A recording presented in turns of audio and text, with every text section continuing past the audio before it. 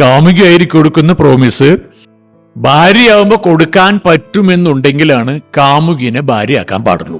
കാമുകിയോട് സംസാരിക്കുന്ന സമയത്ത് നമ്മൾ ഭയങ്കര പൊളൈറ്റും ഭയങ്കര കുറേ ഇൻഗ്രീഡിയൻസ് ഒക്കെ ആഡ് ചെയ്ത് ഭയങ്കര മനോഹരമായിട്ട് സംസാരിക്കുക.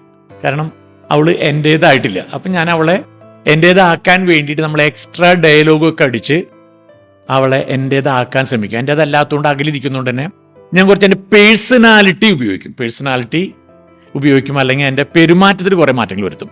പക്ഷേ അത് കഴിഞ്ഞ് ഇവളെൻ്റെ ഭാര്യയായാൽ ഞാൻ എൻ്റെ ക്യാരക്ടർ ഉപയോഗിക്കും, എൻ്റെ ശരിയായ സ്വഭാവം വരും. അപ്പോൾ ഇവിടെ ഒരു ചെറിയ വ്യത്യാസം എന്താണെങ്കിൽ, ഈ സെയിൽസ്മാൻ എക്സ്ട്രാ പറഞ്ഞു കൊടുക്കുന്നത് അതിനനുസരിച്ച് സർവീസിന് അത് മെയിൻറ്റെയിൻ ചെയ്യാൻ കഴിഞ്ഞില്ലെങ്കിൽ, അത് കാമുകിയോട് പറയുന്ന കാര്യങ്ങൾ റിയൽ ലൈഫിൽ വരുമ്പോൾ ഭാര്യയോട് മെയിൻറ്റെയിൻ ചെയ്യാൻ കഴിഞ്ഞില്ലെങ്കിൽ ആ ലൈഫ് നന്നായി പോവില്ല.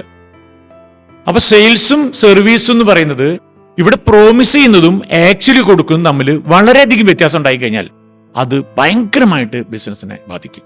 ക്ലിയർ ആണെന്ന് വിശ്വസിക്കുന്നു. അതായത് സെയിൽസിനകത്ത് കൊടുക്കുന്ന പ്രോമിസ് മെയിൻറ്റെയിൻ ചെയ്യാൻ പറ്റുന്ന തരത്തിലേക്ക് സർവീസ് ഡെവലപ്പ് ചെയ്യണം. അപ്പോൾ സെയിൽസുകാർ ഓവർ പ്രോമിസ് കൊടുക്കാൻ പാടില്ല. വൺസ് സെയിൽസുകാർ കൊടുത്ത പ്രോമിസ് സർവീസുകാർ മെയിൻറ്റെയിൻ ചെയ്യൂടെ വേണം. കാരണം സർവീസിന്റെ സ്ട്രെങ്ത് ആണ്, അല്ലെങ്കിൽ സ്പേസ് ആണ് കൂടുതൽ.